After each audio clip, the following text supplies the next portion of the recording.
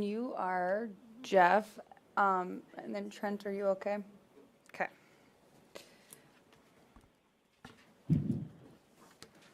All right.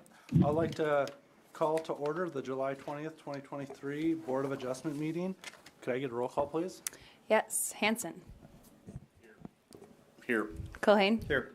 Brink. Here. Ford. Here. Dargis Johnson. Here. Aletsky. Present. And Spire, Kays, and Dolly are absent. We have a quorum. And with 6 members present, then we need 4 in the affirmative for a yes vote. For a variance. Yes, for a variance. Thank you. And that's the only thing we have on the agenda today. Okay. Thank you. Third item on the agenda is the approval of agenda. Could I get a motion and a second? I'll make a motion. Second. Motion and a second. All in favor, say aye. Aye. All opposed? Motion carries. Fourth item on the agenda is the approval of the minutes from July 6th. Could I get a motion and a second? Okay, second. Got 2 motions and 2 seconds? No, sounds good. Any further discussion? Seeing none? All in favor, say aye. Aye. All opposed? Motion carries. Fifth item on the agenda, it's our regular agenda. It's board consideration of a variance request at 1308 13th Avenue Southeast. Brandy, will you take over, please? Yes, thank you, Jeff. And I do have a clarification, so I get why you questioned me on that about a variance. And I always mess this up, so we need 5. Yes. So because it's 2/3 of the entire board, which is 7. So sorry about Yep. that. No, thank you for clarifying that before we got into it. So now Yes. that we're getting into it, I'll let you take over. Okay, thank you. So this is a variance request for the property at 1308 13th Avenue Southeast. The property is zoned I-1 light commercial in this industrial park here. And the total square footage of the property, I do not have that actually. So we'll get into what the variance request is.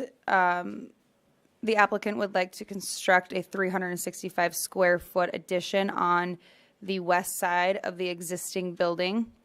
And you can see on the site plan here, this is north is this way. So he would like to construct that within the side yard setback, and that is because the current depth of the building does not allow for maintenance of trucks. So would like to add some length. And so typically in the I-1 district, the side yard setback is 20 feet. And so this would be a 10-foot addition, which would encroach within that and leave the side yard setback 11.8 feet. We did confirm as far as fire separation, they would be fine with this encroachment. And with that, I'll stand by for questions. Thank you, Brandy. I just have a question for you. Do we have any requirement that a lot needs to be paved, or can it be gravelled, or what's our process for that? Yes, so it is required to have required parking, loading, and access paved.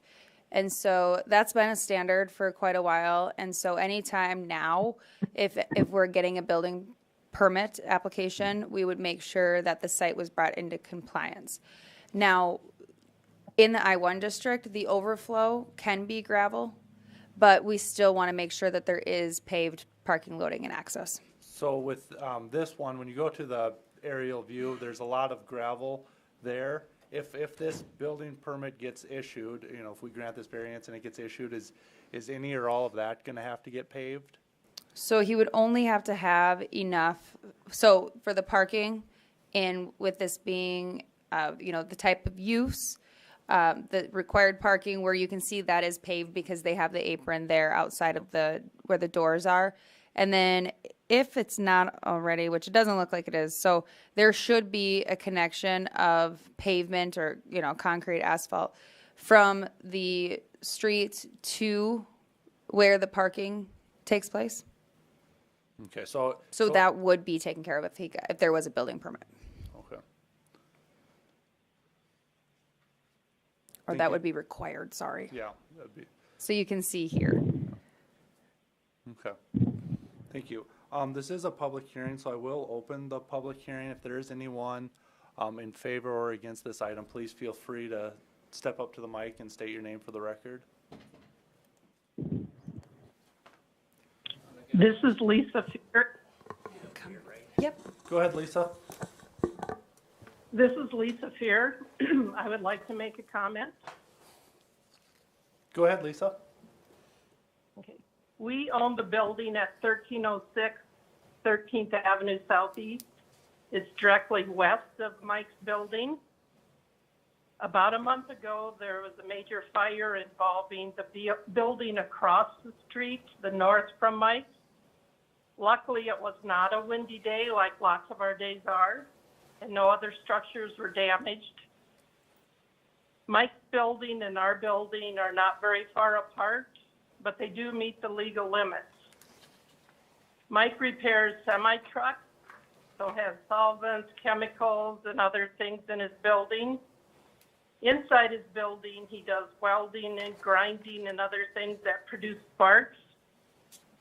And Mike heats his shop with waste oil that's also flammable. I'm not opposed to Mike adding an addition to his shop to assist him in his business, but I am opposed to the addition being added to the west side of his building. If that were added to the west side, his structure would be closer to our building than the legal limit, and I feel that could increase the chances of a fire spreading to our building. If Mike would add to the east side of his building, he would still be several hundred feet from the next closest building. So for safety reasons, I'd like this variance denied. Thank you. Thank you. I'm Mike Walsh. We did some evaluation of what we would need to do here. Our electrical runs down the front of the building on the east side. Our services are on the east side. And anyway, the modifications we would need to do to add it to the east side didn't make a lot of sense. What we're trying to accomplish is we got trailers that are 53 foot long. The building interior is 51. And of course, then we need some workable space on the end of it. That's the purpose for the 61 feet inside, or ends up being about 60 feet. Anyway, we go to great precautions to make sure that we've got everything sealed up. And the waste oil is used for a heating purpose. Some of the installation on that waste oil system was done by Mrs.'s husband here, Lonnie. The chimney and stuff was done by him. So we do have the building set up. When she says chemical, it's down to probably limited quantity, 300 gallons of oil, some Stanisol, maybe 50 gallons of Stanisol, and there's a few batteries, which are limited quantity batteries. Anyway, that's about all we've got that's a hazard, if you will. All of which is in a limited quantity fashion, not a bulk fashion. And I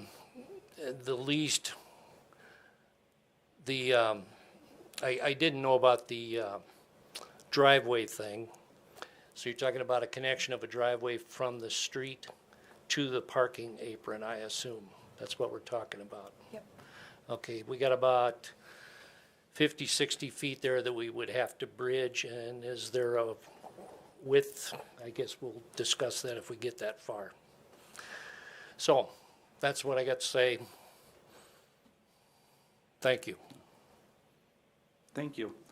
So I guess you kind of explained it, but the reason you didn't want to add to the east is just there'd be utilities. It's kind of in the way that you'd have to relocate, or because if you added the 10 feet to the east side of the building.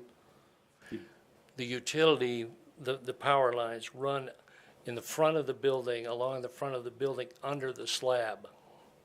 And the electric meters are on the east side of the building. We have 2 electrical services on the east side. One of them would be in the way of if you were to put this on the east.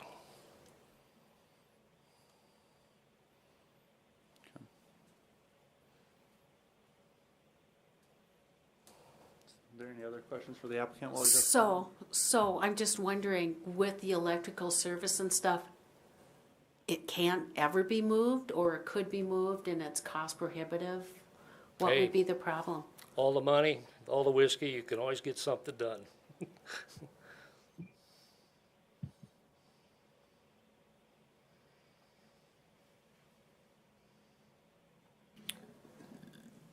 Mr. Chair, if I may. Typically, when we look at a variance, we're limited on buildable space, and on this property, and I get it, again, it would be considerably more money, but it looks like there's plenty of room, buildable space to the south that wouldn't encroach on, the 20-foot permitted space. I guess I kind of struggle that we're gonna put on a 36 by 10 foot addition when there's plenty other options on the property. Well, essentially, all I'm talking about doing is getting enough depth to put trailers in there so that we can close the door and work on them in those two stall areas, which this would expand. What you're talking about is if you were to add to the south of the building, then we'd have to add like 50, 60 feet to the south and 60 feet to the west, or to the east, to the east-west. Anyway, the building would run east-west in a width of So whatever something we like would that. need. Something like this here. Yes. And that's probably overshooting Yeah, that's it, a but- little spendy. Well, I was just meaning my box is probably not to scale. For an idea. Mr. Chair, were you working on semis when you either purchased or built this building? We just purchased this about 5 weeks ago. We've been in there for almost 10 years. In the wintertime, what we're doing is we do work on refrigeration units, lettuce, vegetables, whatever.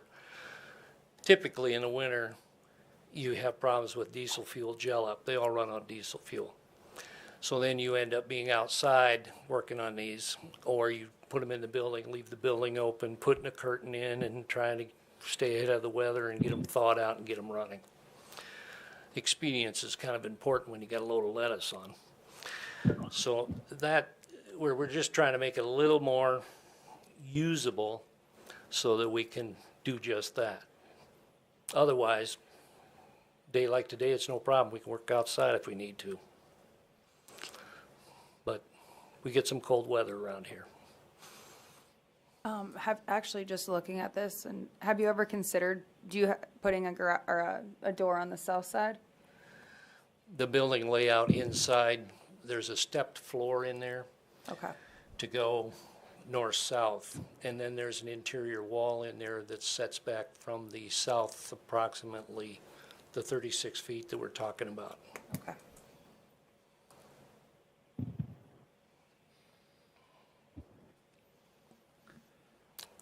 I laid it out based on the cost of doing it and the least inconvenience, and we're not, all we're trying to do is accomplish the depth problem inside in the interior. We've got a gas furnace on that wall that we would have to relocate, and other than that, we just have a series of plug-ins along the wall and a few airline connections.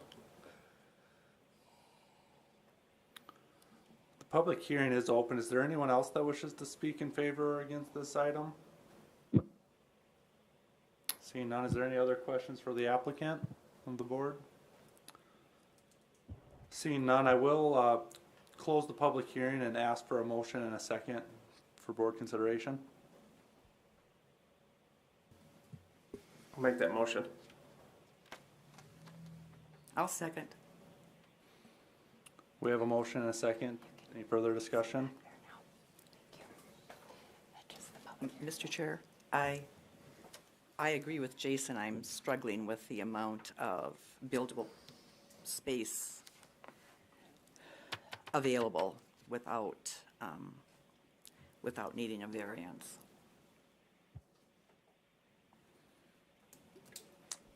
Agreed. Chair, yeah, I would have to agree that that's, you know, it would be one thing if we were, you know, elbow to elbow, but we have land available, and that's hard to straight face, you know, encroach a setback.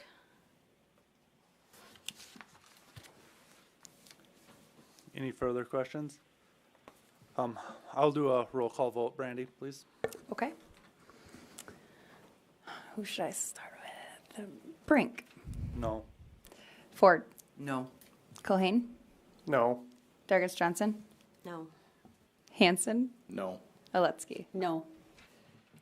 Motion fails. Sixth item on the agenda is open public comment. Brandy, is there any other comments received? Nope. Item 7 is new business. Do we have any new business? Nope. Item 8 is old business. Do we have any old business? Nope. Then I'll ask for a motion to adjourn.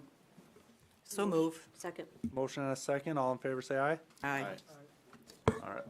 Motion is approved. In a few minutes, we'll get the plan commission going.